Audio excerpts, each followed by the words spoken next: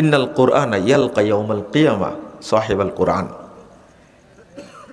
আল্লাহ রাসূল বলছেন যে হিনা ইয়ানশাক্কু আনহু কবরুহ কার রজুলে সাহেব, একজন হাফেজকে কোরআন কিয়ামতের মাঠে স্বাগত জানাবে। যখনই তার কবরটা ফেটে যাবে তখনই কোরআন হাফেজকে স্বাগত জানাবে সাদা সুন্দর ধবধবে একজন মানুষের মতো কোরআন এসে তাকে স্বাগত জানাবে। কোরআন বলবে, হাল তারিফুনি, হাফেজ সাহেব তুমি কি আমাকে চিনতে পারছো? কবর থেকে ওটা কি চিনতে পারবে?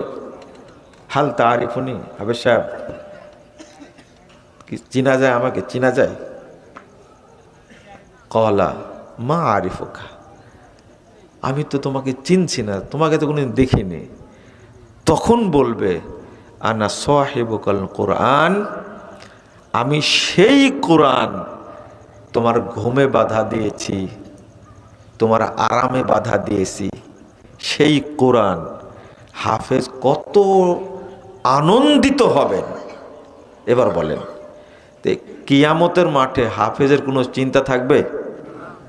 কোরআন নিয়ে যায় কোথায় বসাবে? না, কোরআন নিয়ে গিয়ে আল্লাহ রব্বুল আলামিনের পরিবার হিসাবে হাফেজকে সেখানে বসাই দেবে। 215 নম্বর হাদিস, ইবনে মাজাহ খুলবেন, রাসূল সাল্লাল্লাহু আলাইহি ওয়াসাল্লাম বলছেন ইন্না লিল্লাহি আহলিন, কিয়ামতের মাঠে আল্লাহর যারা পরিবার থাকবে,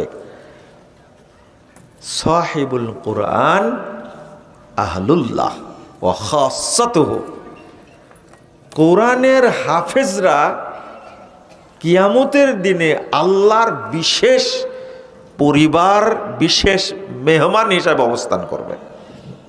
আল্লাহ বলবেন কোরআনকে, হাফেজকে বলবেন ইকরা ওয়ারতাকি। আর একটা হাদিস আসছে ওয়াসআদ ফি দারাজাতিল জান্নাহ, তুমি জান্নাতের মর্যাদায় বিচরণ করতে থাকো। ফাইন্না মানজিলাক ইনদা আখির আয়াতিন তাকরাউহা, জান্নাতে ঘুরতে ঘুরতে ঘুরতে ঘুরতে যেখানে তোমার তেলাওয়াত শেষ হবে সেখানে তোমার মর্যাদা শেষ হবে। পৃথিবীতে একজন ব্যক্তিকে আল্লাহ অনুমতি দিবেন জান্নাতে তুমি কোথায় থাকতে চাও সেখানে তুমি চয়েস করে নাও, সেটা হলো কোরআনের হাফেজ। এরা যারা পাগড়ি নিল আজকে, বুঝছেন কয়জন নিল? 4 জন। একজনের নাম আসমাউল হোসনা, তাই না? নাম রাখছে আসমাউল হোসনা, জানে না তো এই জন্য নামটা রেখে দিয়েছে। এটা একটা প্রমাণ এই হাফেজের বাপ কিছু জানে না। আর যদি শিক্ষিত মানুষ হতো তাহলে নামটা রাখতো ডলার। কি রাখতো? না হলে সুমন রাখতো। আপনারা কি বলছেন? না হলে কি নাম জানে, এখন সব কি কি নতুন নাম বের হয়েছে না? তো এদের মধ্যে জিজ্ঞেস করেন, আমি কিন্তু কাউকে চিনিও না জানিও না, এমনি বলছি আপনাদেরকে। এই 4টা ছেলে হেফ শেষ করেছে, এদের কারো বাপ আমার ধারণা কেউ মাস্টার্স পাস করেনি। করেছে কেউ? আপনি ভালো বলতে পারবেন। এদের মধ্যে একজনও ডাক্তার না, এর বাপ জিজ্ঞেস করেন আছে? আপনি বলতে পারবেন। এদের বাপ একজনও শিল্পপতি নাই, আছে? এদের এই 4 জনের বাপ, এদের মধ্যে কেউ কলেজের প্রফেসর নাই, জিজ্ঞেস করেন আছে? নাই। বিচারপতি আছে কেউ? এটা তো নাই। কি বুঝলেন আপনারা? নাই। আমি এমনি বলছি, পরীক্ষিত তো।